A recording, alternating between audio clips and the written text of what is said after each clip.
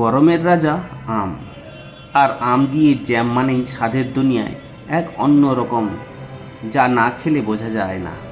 আজ আমি তৈরি করব সুস্বাদু একেবারে ঘরোয়া পদ্ধতিতে আমের জ্যাম, যা ছোট থেকে বড় সবাই খেলে বারবার চাইবে। চলুন তাহলে রেসিপিটা দেখে নিই। আমি প্রথম আম নিয়ে নিয়েছি।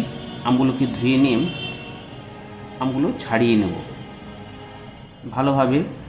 আমের যে সবুজ অংশটা সেটাকে তুলে দিতে হবে, না হলে আমের কষ পড়ে যাবে বা কালো কালো হয়ে যাবে জামটা, সেই রঙটা আসবে না।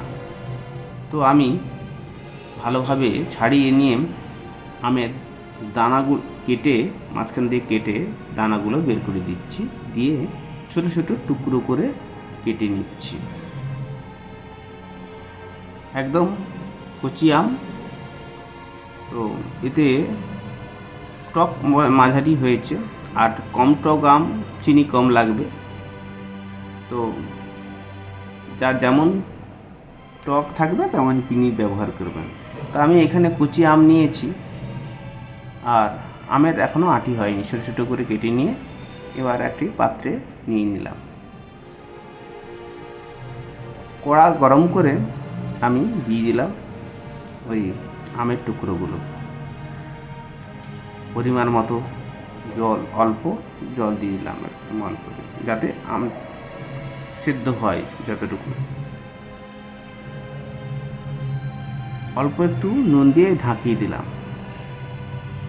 দিয়ে দেখলাম, এবার খুলে দেখলাম যে আমটা সিদ্ধ হয়ে গেছে।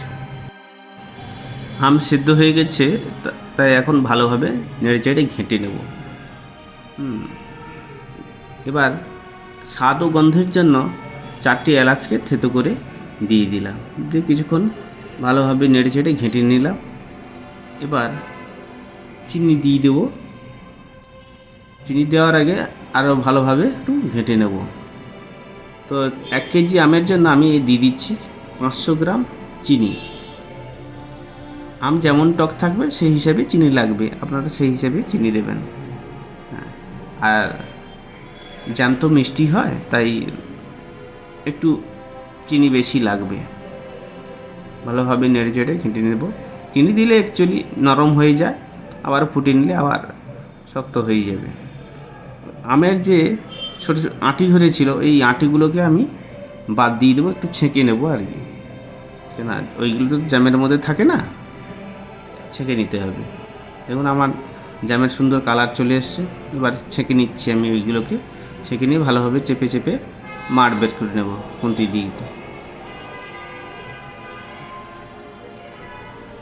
ভালোভাবে ছেঁকে নিচ্ছি। এবার আমার জ্যাম রেডি হয়ে গেছে। বা ঠান্ডাও হয়ে গেছে, আমি ঠান্ডা করে নিয়েছি।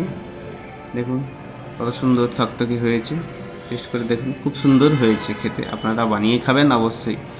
এবার আমি একটা ঠান্ডা করে কাঁচের বয়ামে ভরে নেব।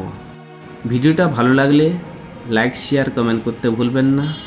অবশ্যই সাবস্ক্রাইব করবেন, আর কেমন লাগলো কমেন্টের মাধ্যমে জানাবেন।